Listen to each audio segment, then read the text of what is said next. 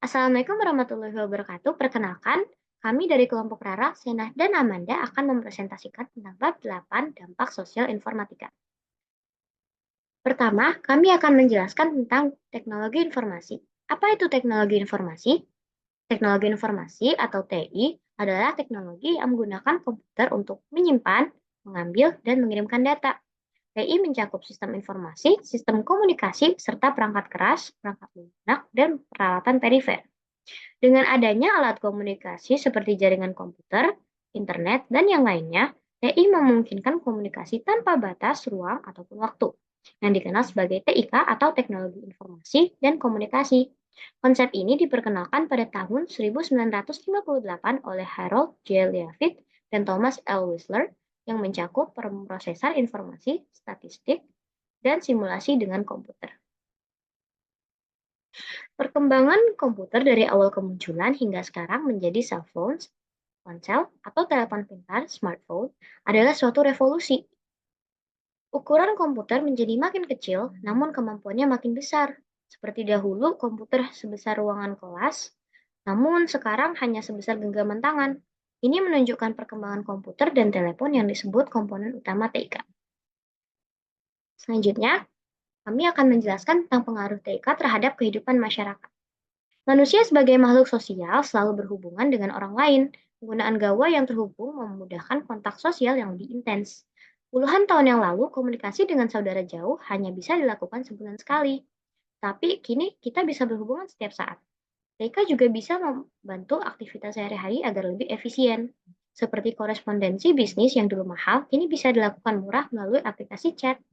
Selain itu, TK memungkinkan kita membaca berita terkini dari berbagai media hanya dengan sekali klik di gadget. Contoh pengaruh TK pada kehidupan masyarakat adalah sebagai berikut. A. Aktivitas keseharian. Saat ini, kita bisa menjalani aktivitas sehari-hari dengan lebih mudah. Belanja online di virtual mall seperti Tokopedia dan Shopee kini menggantikan cara belanja di mall atau pasar.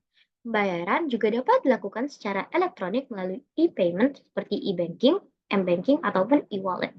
Kita juga bisa membaca koran secara online, bertemu saudara lewat video conference, dan mengirim surat melalui email. Kemudian masih banyak lagi. B. Pendidikan atau e-learning. Saat pandemi COVID-19 pada 2020, proses pembelajaran di kelas digantikan dengan pembelajaran daring menggunakan media e-learning. E-learning adalah pembelajaran yang dilakukan secara elektronik, melibatkan interaksi antara siswa dan guru. Materi dan aktivitasnya. Interaksi antara siswa dan guru dilakukan melalui video conference. Materi disajikan dalam bentuk video, e-books, ataupun file. Pembelajaran juga dapat dilakukan melalui forum diskusi, kuis, dan tugas yang dapat dikumpulkan secara daring. Kolaborasi antar siswa dapat dilakukan dengan berbagai dokumen.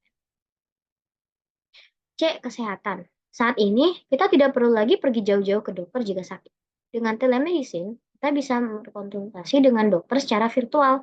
Setelah diagnosis, dokter akan memberikan resep obat secara online yang langsung terhubung dengan apotek. Apotek kemudian akan mengirim obat itu ke rumah kita. Pembayaran dapat kita lakukan secara online melalui e-payment, kartu debit, kartu kredit, ataupun e-wallet seperti GoPay, dan lainnya. D. Perdagangan. E-commerce memungkinkan transaksi online dapat berupa fisik, dikirim, atau non-fisik tanpa pengiriman. Pembayaran dilakukan melalui e-payment seperti kartu kredit, debit, ataupun e-wallet.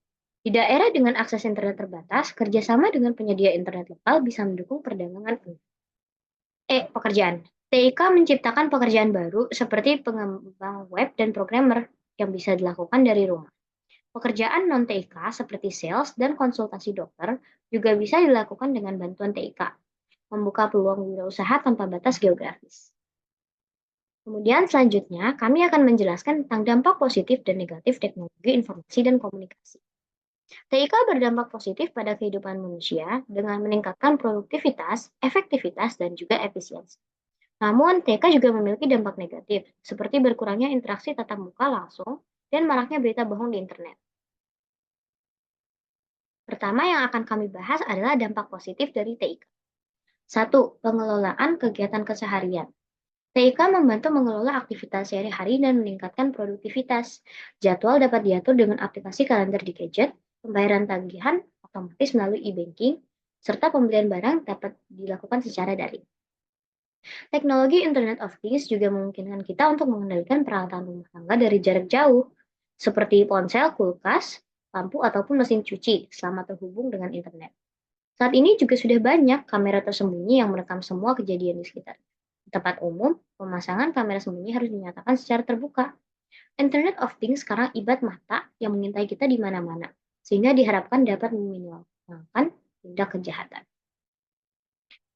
Kemudian nomor 2, komunikasi dan hubungan sosial. Jika memudahkan komunikasi tanpa batas geografis ataupun negara. Dengan aplikasi seperti email, chat, dan media sosial, kita bisa berkomunikasi dengan mudah untuk urusan pribadi ataupun pekerjaan. Aplikasi seperti Zoom dan Google Meet memungkinkan kita bertemu dan berkolaborasi secara virtual. Nomor 3, pencarian dan berbagi informasi. TIK mempermudah pencarian informasi melalui mesin pencari. Dalam beberapa detik, kita bisa mendapatkan informasi tentang sejarah, resep makanan, ataupun solusi masalah sehari-hari. Wikipedia adalah salah satu situs populer yang digunakan untuk pencarian informasi yang dapat dibuat ataupun disumbang oleh sukarelawan global. Informasi juga bisa dibagikan melalui grup diskusi dan aplikasi chat seperti WhatsApp atau Telegram, meningkatkan keterbukaan dan pemahaman bersama. Kemudian nomor 4, hiburan. TIK memberikan dampak positif di dunia hiburan dengan menyediakan layanan untuk bermain game, dengarkan lagu, serta menonton video atau film. Kemudian dapat juga membaca koran, majalah, dan komik melalui gadget. Kemudian nomor 5, pendidikan. TIK meningkatkan kualitas pendidikan dengan media belajar multimedia interaktif, e-learning, belajaran jarak jauh, dan materi online, dan juga virtual learning. Siswa dapat mengakses konten global dan gunakan laboratorium virtual untuk eksperimen yang sulit dilakukan secara langsung. Kemudian nomor 6, lingkungan tanpa kertas atau paperless. Penggunaan TK mengurangi ketergantungan pada kertas dengan menyimpan data dalam bentuk digital.